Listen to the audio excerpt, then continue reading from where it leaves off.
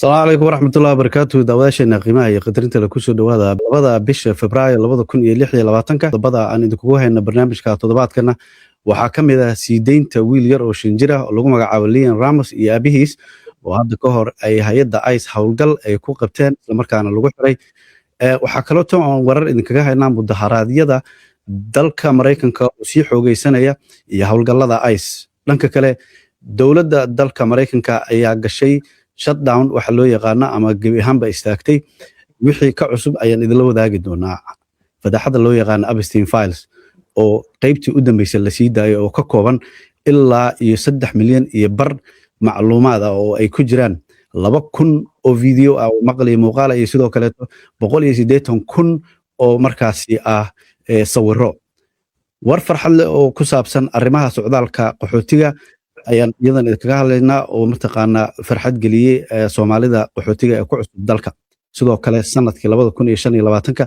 ayaa la sheegay inuu ahaa sanadka ugu xun dhanka shaqo abuurista tan iyo 2020 oo xilligaasi uu ahaa xilligii COVID-19 dhanka kale doorashooyinka loo yaqaano special elections ee khaaska ah oo ay ku loolamayaan labada xisbi isla markaana isku dayaan in ay kuraastooda ku badsadaan ayaa markaas waxa la sheegay gobolka Texas in xisbiga dimuqraadigu uu ka helay kursi halkaasi arrimahaas oo dhan waxaana la falanqeyn doona wariyaha rogcadaaga ah Sahara Cabdi Axmed oo iyadu markaasi barnaamijka marti noogu ah isla markaana madaxa wakaaladda wararka ee Somali Coverage TV waxaad naga daawanaysaa Brit Somali TV aad baad mahadsantahay Cabdiraxmaan waqtigaaga sidaas si lamid ah waxaynu falanqeyn doonaa arrimaha ku saleysan dalka Mareykanka oo waxyaabo fara badan ay dhacayeen waayidii ugu dambeysay toddobaadii ugu dambeeyay hadii la dhaho dibadbaxyadaha ugu dambeeyaan sidoo kale tana saad sheegtay dadyo fara badan oo la qabqabtay iyo soo deysmada wiilkan yar ee shanjirka ah iyo aabihiis marka waxyaabo fara badan ayaa isdhex yaala bal haddaan ku bilowno wiilkan yarka ah waxaa la yiraahdaa magaciisa Liam Ramos iyo aabihiis waxaa laga soo daayay xaruntii lagu hayay ee ICE ee dadka ay xirxirtay ee geyso ee gobolkaasi Texas halkaasi oo muddo 7 ku siman lagu hayay waa wiil yar waa 5 sano jir waxa uu watay maaragtay markii la qabanayay boorsadiisa oo iskoolka ayaa loo diray marka waalidkiisi loogu daba ayaa xataa loo qabtay marka waxay ahayd arrin aad iyo aad walwal iyo walaac badan u muujisay laakiinse haddana si weyn loogu farxay maanta markii subaxnimadii axadda maanteeta ah dabcan ay Ilhaan Cumar iyo mas'uuliyiin kale ka soo muuqdeen gobolka Minnesota iyagoo la sawiran cunugaasi iyo aabihiis waxaa jirta in muddo dadkii u doodayay Ilhaan Cumar ka mid ahayd Congresswoman Ilhaan Cumar oo gobolka Minnesota laga soo doorto waxaa jirta in wiilkan uu amray si deesmadiisa sabtidii toddobaadkan judge isagu sheegay in ay tahay wax sharci la'aan ah in intaasi in la eg muddo ah lagu hayo cunuga yarkii aabihiisba xabsi kadib markii la sheegay inay jiraan waxyaabo fara badan oo ay ka mid tahay in ay maaragtay socotay ama ay u socotay process la xiriira joogitaankooda waddankan Mareykanka wiilkaas iyo aabihiis waxayna ahayd arrin si weyn dad fara badan ay u soo dhaweeyeen dabcan soo deesmadiisa xilligan wiilkan yarka ah arrintiisa waxay ku soo beegmaysaa xilli gobolkaasi wiilkaas laga qabtay iyo guud ahaan Minnesota iyo gobollo kale oo dalka Mareykanka ay ka socdaan dibadbaxyo xoogan oo qarqiyay magaalooyinka waaweyn iyo wadooyinkooda kuwaas oo looga soo horjeeda ICE saameyn xoogan ay ku yeelatay gobolka Minnesota dhan walbaba markii la eego haddii ay noqoto ganacsiga haddii ay noqoto ilmihii iskuulada loo diri lahaa haddii ay noqoto shaqooyinka dadka ay aadi lahaayeen waxyaabo fara badan ayaa gaabsi u ku yimid amaba saameyn dhinac walbaba ay ku yeelatay arrintan aad iyo aad saaro wiilka yarka haddaan dib ugu noqono waxaan la soconnaa arrimihiisa inay dhaliyaan buuq fara badan laakiin siideyntiisa hadda maxay tahay akhbaarta ay gudbinayso maxayse tahay guulaha markaasi la oran karo dhanka socdaalka oo ay ka soo hoydeen guulaha dhanka socdaalka ka soo hoyda ayaa waxa ay tahay in qof awal ku sii jiray hanaanka ma aragtay dacwadiisa ay macnaha falka galka dacwadiisa ay taalay ama maxkamad ha ahaato ama ha noqoto xataa immigrationka inaanan lagu xadgudbi karin waxaa jira judge horey u sheegay in dadyooga qaxootiga ah Soomaalidana waad ogtahay in ka badan 5,000 oo dad ah oo Soomaali ah oo haysta I-94 waxa loo yaqaano ayaa jira kuwaasi oo dacwooyinkooda weli ee galalkii yaalaan maxkamadaha la yaalaan ama xarumaha immigrationada ee la yaalaan ee gobolada waxaa la sheegay ama jaajka uu soo saaray oo xugmiyey in ICE dadka ay qabqabato ku jira goobaha xarunta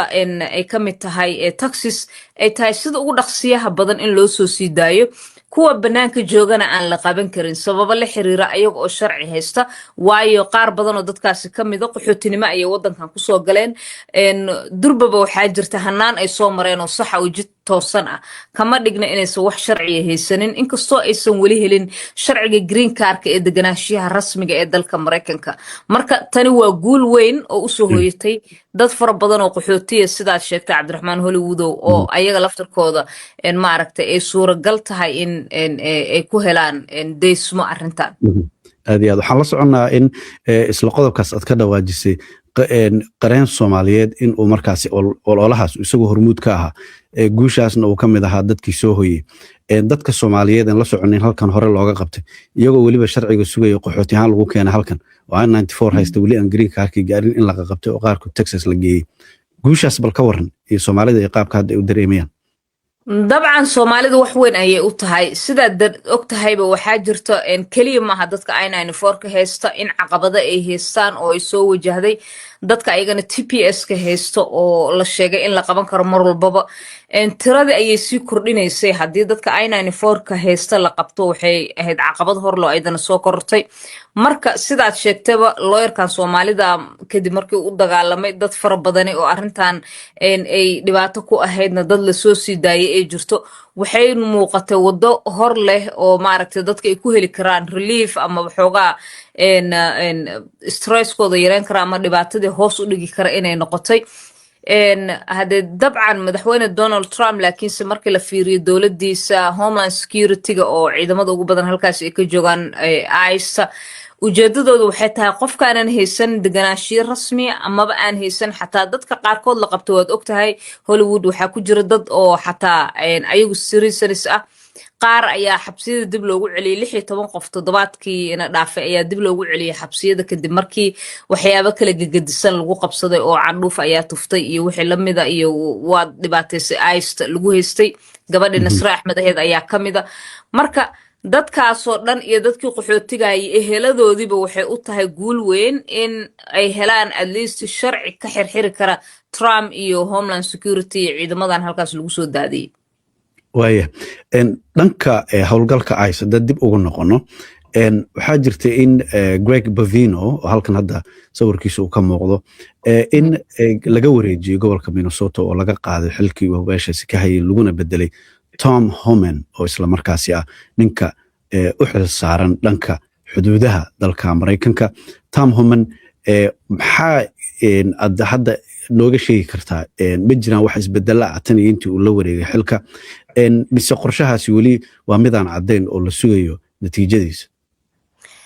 horta arrinta ku salaysan Bavino markii uu baxay waxaa jirto meeshii uu ka tagay in Thomas Homan saasheegtayba oo ninka White House-ka uu u xil saartay arrintan ay tahay uu yimid gobolka Minnesota sidaas uu yimid Khamiistii waxa uu ka soo muuqday shirkiisii jaraa'ida ugu horeeyay waxa uuna shaaca ka qaaday in wixii hadda ka dambeeyay ay jiri doonaan isfaham u dhaxeeya maamulka gobolka iyo magaalooyinka iyo sidoo kale ICE waxa uuna sheegay inay tahay inay la shaqeeyaan ayagana ay la shaqeyn doonaan sidaas la aligeed wuxuu sheegay xataa in la yareyn doono warkii ugu weynaa oo uu sheegay wuxuu ahaa inkastoo weli wax ka dhaqan galay aysan jirin in ciidamada ICE ee jooga wadooyinka Minneapolis iyo St. Paul la yareyn doono oo sida uu sheegay goobaha xabsiyada iyo ay beegsan doonaan meelaha dadka sharci darrada ah oo sharciga wadankan ku joogin haddana dambiilayaasha ay joogaan waa sida halku uu yiri oo la qaban doono marka laakiin intii wixii ka dambeeyay meesha jirin wax rasmi ah oo ilaa ay haatan muuqdo oo in la yareeyay ciidamada ICE ah ilaa maantadaas on kula hadlaayo way joogaan wadooyinka dibadbaxyada sida ayay u socdaan magaalada meelaha qaarkood sida ayay u xirxiran tahay inkastoo ilaa iyo shalay dadka macnaha waa daalna ay ka dhigan tahay gobolka qaybta Soomaalida ay degan yihiin oo ugu badan yihiin suuqa Carmel oo kale iyo zoonihiisa ay ganacsigoodii dib u furfurteen oo dadkii ay ku soo noqdeen noloshii caadiga ahayd haddana weli waxaa muuqanayso in ay jirto arrinka la xiriiro in ICE ee dadkii ugaarsanaysa dad badanna ay baqayaan keliya maahan cabdiraxmaan dadka baqaya inay yihiin dadka aan sharciyada haysan laakiin waxaad arkaysaa qof sharci haysto oo haddana aan rabin in uu ka qayb qaato ama uu dibadbaxyada ama uu banaanka usoo istaago ICE waayo waxay ku leeyihin maxaa aan ka faa'iidaan oo dhibaato ka ahayn in inta la idhoofiyo xataa taxis la igeeyo lagu soo xiro gobol kaleeto dadkayga ay waayaan dhibaato fara badan marka wax badan isma bedelin haddaan su-aashaada daaragta uga jawaabo waxaa muuqanayso in maaragtay weli ciidamada ay joogaan halkaasi waxaa kaloo xusid mudan in Steve Miller uu sheegay ujeedadoodu inay tahay maalinkii ugu yaraan 3,000 oo qof in la qabto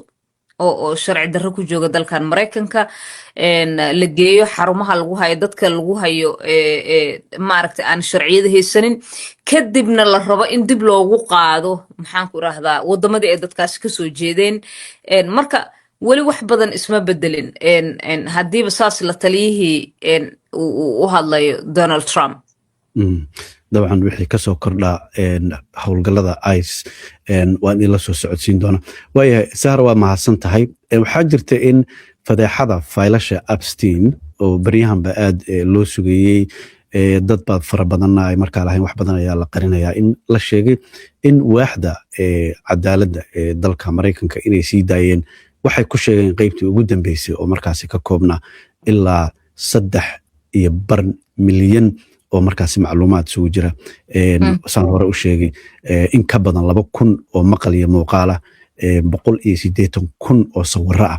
maxaad nooga sheegi kartaa waxyaabihii ku jiray iyo sida maaragtay looga falcelinaya arrimahaas iyo waxa ay ka dhaheen dowladda Mareykanka guud ahaan sidaad ogtahayba fadeexada la xiriirta Epstein waxa ay noqotay mid si weyn u soo shaac baxday warbaahinta gudaha dalka Mareykanka ay wada warinayaan 3.5 milyan oo bogog oo macluumaad ah oo ay ku lifaaqan yihiin saad sheegtayba 2,000 oo muuqaalo 180,000 oo sawirro ah waa wax aad iyo aad u tiro badan waxaa looga hadlay dad hadda masiirka siyaasadda haya maalqabeeno iyo kuwa soo heen jiray intaba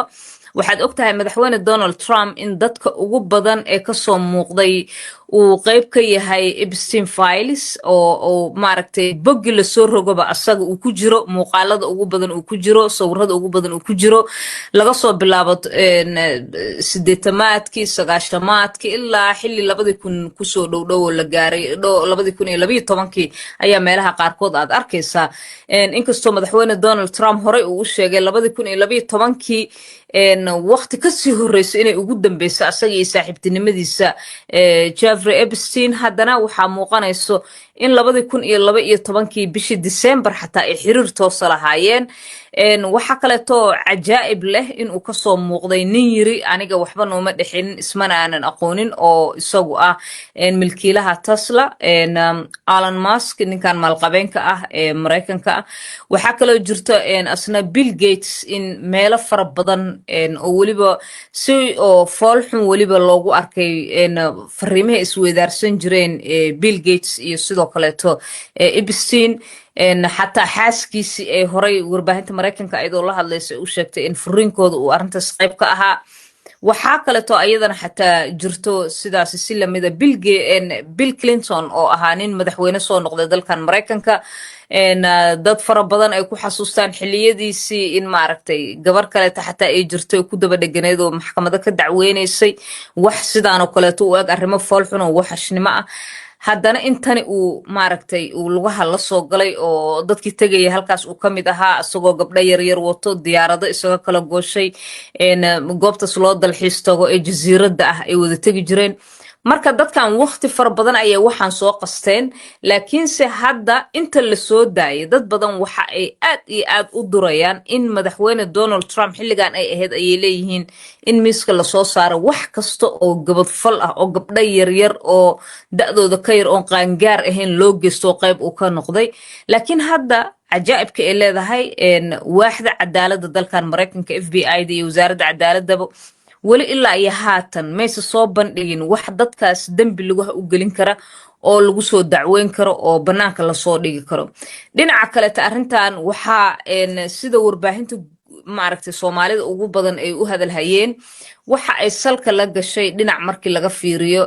shakhsiyaad soomaali ah oo Epstein xiriir la yeeshay oo sida la sheegayo dhinaca Somaliland kasoo jeeda kuwaasi oo ayaga laftirkooda la sheegay in ay u gacan haatinayeen inkastoo dhaqanka Soomaalida markii la eego waxyaabaha meeshan looga hadlaya iyo sida ay wax u jiraan siday Soomaali dhexdeeda uga suuroobi lahayd si daafran ay wax un iska su'aal la gelin kara ay tahay haddana waxaa muuqata xiriirkaasi inuu jiray sida lagu arkay feelasha qaarkood waayahay Sara haddaan ku bilowno waxaa la soconaa madaxweyne Donald Trump in uu aad ugu faanayay inuu saameyn badan sameeyay sanadkii la soo dhaafay 2025 laakiin akhbaaraadka soo baxaya inay sheegayaan in sanadkii 2025 uu ahaa midkii abid ugu xumaatan iyo intii 2020 dhanka markii timaada abuurista shaqooyinka inagoo la socono xilligaas inuu waa xilligii COVID-19 dabcan bal ka waran dhankaas maxaad kala socotaa noo sheegi kartaa waa sidaas aad sheegtay 2025 waxa uu ahaa sanad la dhashay lana dhammaaday iyada oo jahwareer fara badan uu ka jiro hay'adaha federaalka ee dalkan Mareykanka oo badi shaqo joojin rasmi ah lagu sameeyay shaqaalihii ka shaqeynayay in ka badan 335,000 oo shaqaalaha ayaa la siiyay layoff qaarkoodna shaqada iskood u ruqsaystay markii loo soo bandhigay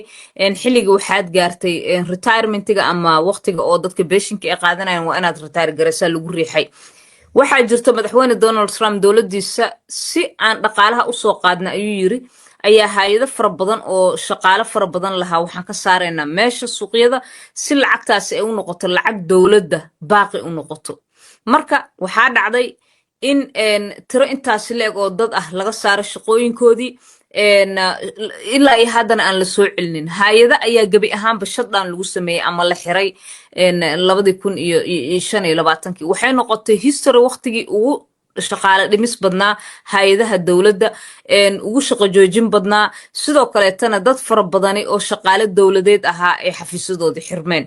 marka arrintan Trump waxa uu sheegay inay uladan leeyihiin in ay tahay in ay dhaqaalihii waddanka soo celiyaan laakiinse dhinac markii laga fiiriyo waxay saameysay arrimihii dibadda waxay saameysay ciidamadii iyo defensiga waxay saameysay waaxda cadaaladda waxay saameysay gargaaradii Mareykanka banaanka uu geenayo USAID ayaad ogtahay intay la ekeed gabi ahaanba waa la xiray markii ugu horeysay meelaha la xiray waxaa ka mid ah warbaahinta qaybihii dowladda ee dhaqaalaha siin jirtay sida Voice of America oo kaleeto oo 45 luuqadood ay ka bixisay idaacadaha iyo TV-yada kala gedisan ee warbaahintaasi oo dowladda ay lahayd soona jirtay ilaa iyo dagaalkii labaad ee adduunka wixii ka dambeeyay 1945 waxaad garan kartaa in wasaaradda arrimaha dibadda laamo fara badan oo banaanka ay ku lahayd iyo gudahaba la xiray iyagana shaqaalahoodina layofftaas la wada siiyey marka waa arrin saameyn ku yeelatay oo guryo fara badan oo Mareykanka si weyn looga dareemay shaqo la'aanta ee dowladda ay ku soo rogtay qaybaha kala gedisan ee shaqooyinka waddankan maxaa cabsida ama laga yaabo in ay 2026 maadaama 2025 aragnay natiijadaasi maxay tahay cabsida laga qabo ama saameynta ay ku yeelan karta sanadkan cusub waxay ku yeelan kartaa dabcan sanadkan 2026 waxa uu bilanayaa xilli dowladda madaxweyne Donald Trump ay ku wado burburin xoogan arrimaha immigrationka iyo dadyooga soo galootiga iyo wixii la halmaala waxa ay tani dabcan dhigaysaa mustaqbal la'aan qoysas fara badan waayo shaqooyinka dowladda dad badan ayaa ku tiirsanaa iyagoo alternatives iyo waxyaabo kale aanan haysanin dowladda inkastoo ay leedahay dhaqaalaan soo celinayna ama aan intaasoo bilyan ayuu sheegay madaxweyne Donald Trump inaan u baajinaya ayuu yiri qasnada dowladda haddana howlihii ay qaban jireen oo hadday noqoto arrimaha gargaarka haddii ay noqoto arrimaha shaqooyinka gudaha dalka Mareykanka hay'adaha kala gedisan waaxyaha wasaaradaha waxaasoo dhan ayaa waxay ku imaanaysaa gabowsi howlahoodii aad iyo aad Sara mahadsantahay ugu dambeyn dhanka loolanka labada xisbi oo dabcan hadda isku daynay badsadaan kuraastooda waxaa la soconaa inay socdaan special elections ama doorashooyin khaasa gobolka Texas waxaa la sheegay in xisbiga dimuqraadiga ay la wareegeen kursi muhiim ah maxaad noo sheegi kartaa doorasho gaar ah oo dhacday oo cajiib ahayd ayaa sabtidii asbuucan waxaa kursi sanadka ah ay ka heleen xisbiga dimuqraadiga halkaasi. sidaad la socotidba gobolkaasi Texas waa gobol very conservative ah oo midigta fog ah u dhow madaxweyne Donald Trump. waxay noqotay la yaab in musharaxii madaxweyne Donald Trump uu kaabayay muddadana uu waday oo uu taageerayay uu ku guuleysan waayay oo uu kusoo bixi waayay halkaasi. guuldarrada kursigaasi ay ku heli waayeen aqalka sanadkan oo ninkaas la yiraahdo Taylor Ramet uu kusoo baxay oo dimuqraadiga ah ayaa waxa ay tusaale fiican u tahay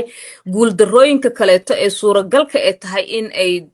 Republicaanku kala kulmi karaan doorashooyinka soo socda. hadda doorashadan doorasho gaar ah ayay ahayd, laakiin si rasmi waxaa loo geli doonaa doorashooyinkii oo dhici doona bisha November ee fooda nagu soo haysa. cabsida ugu badan ee Trump uu qabo ama xisbigiisa jamhuuriga ay qabaan ayaa waxa ay tahay in kuraas fara badan ay weyn doonaan, waayo gobolada bluga ah ama waxay dhahaan ma aragtay dimuqraadiga ah oo awal ay ma aragtay riixayeen in ay kuraas ka helaan. hadda qulqulatooyinkii iyo dhibaatooyinka ayaa kusii batay, dadkana way daaleen. si rasmiyana dowladda waxaa u malaysaa inay dhinac kasii noqonayaan sida hadda Minnesota oo kaleeto. Minnesota waxyaabaha ugu badan ee la isku hayo ma ahan oo kaliya in lala dagaalamayo dadka soo galootiga ah iyo wixii la halmaalo oo la qabanayo dadka sharci darrada ah, laakiin qaybta hoose waxaa ku jirta in governorka gobolkaasi ay rabaan in ay qaataan xisbiga Republicaanka. taasina beddelkeeda ay ciyaartii la fahmeen dimuqraadiga waa kuwan ayaga hadda durbaba soo sharaxay Amy Klobuchar. sidoo kaleetana ay dhici doonto in booskeeda laga yaabo in loo sharaxo xubin kaleeto dimuqraadi ah. dad fara badan durba waxay saadaalinayaan waa suuragal inay ayada heli doonto, waayo waxa ka dhacaya gobolka waad ogtahay waayadii ugu dambeysay gobolka 2 qof ayaa lagu dilay, qof ayaa lagu dhaawacay, dad badan ayaa lagu xirxiray, kuwo badan ayaa guryaha ku jiro, ganacsiga ayaa hoos noqday. marka waxaasoo dhan waxay abuuraysaa caqabad iyo maaragtay caabuq ka dhan ah Republicaanka, waxayna hoos u dhigaysaa rajadoodii in kuraasta ay qaataan xubnaha dimuqraadiga goobaha ay haysteen ah. marka dabcan waa arrin maaragtay mindi laba af leh waaye, kaliya ma aha inay waxay rabaan ay hirgelayso Republican maadaama xilka ay hayaan, haddana dhinaca kaleeto saameyn ay ku yeelanaysaa. hadda stateka aniga aan ku noolahay Virginia, markii ugu horreysay abid ayaa gabar ay noqotay governor, ku-xigeenkeeda waxaa noqotay haddana gabar kaleeto oo muslim ah, hindi ah, soo galooti ah, oo maaragtay waddankan dadkii aan ku dhalanin ah. marka waxaasoo dhami maxay abuurayaan? waxaa jira hoos karkar ka socda oo dad fara badan ay arkayaan. marka Republicaanka sida dad badan ay leeyihiin ama dadka ka faallooda arrimaha siyaasadda Mareykanka ay sheegayaan waa loo yaabaa. aad iyo aad daawadayaal, taasi waxay ahayd Sahra Cabdi Axmed oo markaasi nooga warramaysay arrimaha ugu dambeeyay ee dalka Mareykanka. Sahra, aad iyo aad ay u mahadsantahay. thank you Cabdiraxmaan Hollywood, aad baad u mahadsantahay. maasha Allah, daawadayaashana qiimaha la idinkuna aad iyo aad baan idinkugu mahad celinaynaa runtii sida aad noogu xiran tihiin mar walba.